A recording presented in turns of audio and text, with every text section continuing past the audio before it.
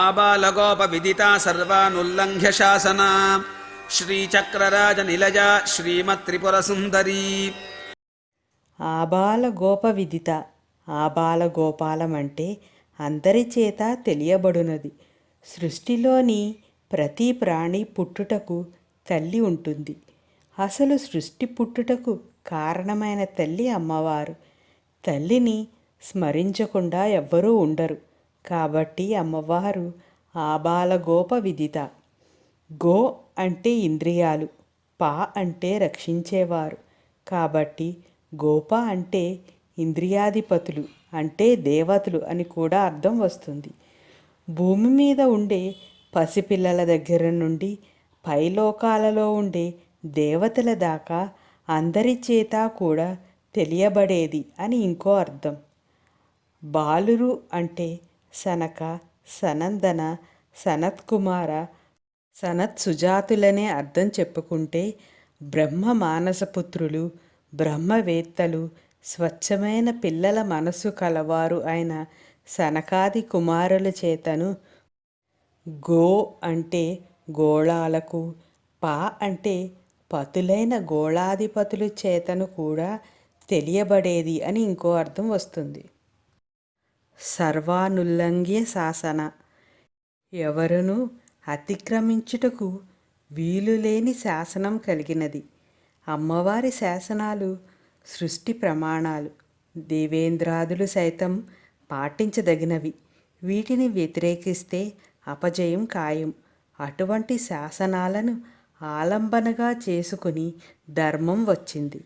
సౌందర్యలహరి 24వ శ్లోకంలో జగత్సూతే దాత హరిరవతి రుద్రక్షపయతే అనే శ్లోకం ద్వారా ఆదిశంకరులు అమ్మవారి ఈ లక్షణాన్ని ఈ విధంగా వివరించారు. అమ్మవారి కనుబొమ్మల కదలిక వలనే త్రిమూర్తులు తమ యొక్క సృష్టి స్థితి లయలు అనే కర్తవ్యాలను నిర్వహిస్తున్నారు. శ్రీచక్రరాజ నిలయ. శ్రీచక్రం నివాసముగా కలిగినది. వివిధమైన దేవీ దేవతలకు సంబంధించిన చక్రాలు లేదా యంత్రాలు ఉంటాయి. అయితే ఈ చక్రాలన్నింటిలోకి శ్రీచక్రం ఉత్తమోత్తమైనది, మహిమాన్వితమైనది, శ్రేష్టమైనది. సృష్టి ప్రళయ వ్యూహాలు రెండింటినీ ఇముడ్చుకుని ఉండేది.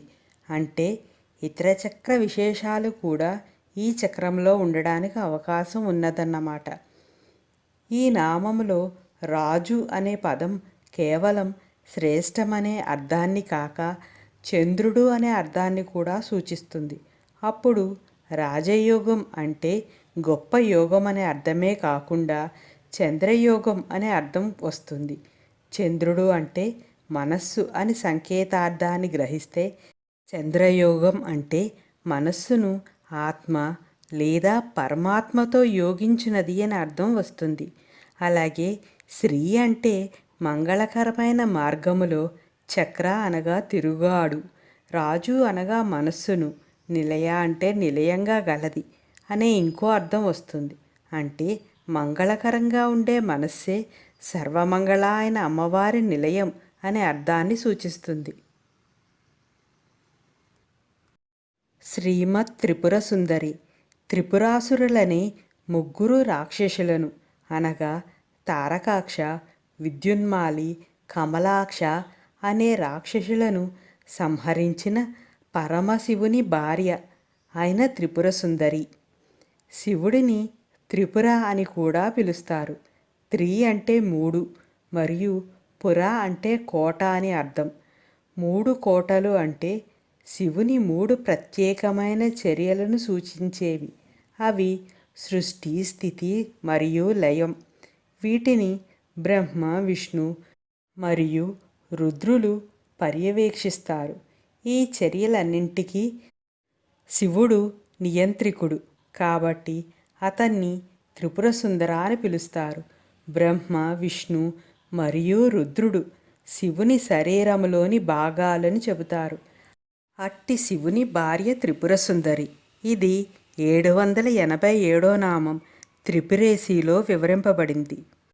ఎల్లవేళలా మంగళకరంగాను శుభప్రదంగాను వైభవోపేతంగాను ఉండే లక్షణాలన్నీ శ్రీమత్ విశేషణం సూచిస్తుంది. త్రివిధములుగా ఉండే త్రిగుణ, త్రిలోక, త్రిస్థాయి, త్రికాల, త్రిశరీర, త్రినాడి, త్రికూట, త్రివర్గ, త్రివేదాది వర్గాలకు సంబంధించిన విషయాల సమన్వయాన్ని త్రిపుర విశేషణం సూచిస్తుంది.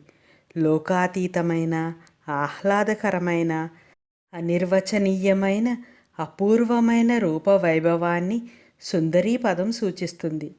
ఈ శ్రీమత్ త్రిపుర సుందరీ పదాలలో శ్రీమత్ శబ్దము సత్యమును, త్రిపుర శబ్దము శివమును, సుందరీ శబ్దము సుందరమును కూడా సూత్రప్రాయంగా తెలియచేస్తాయి.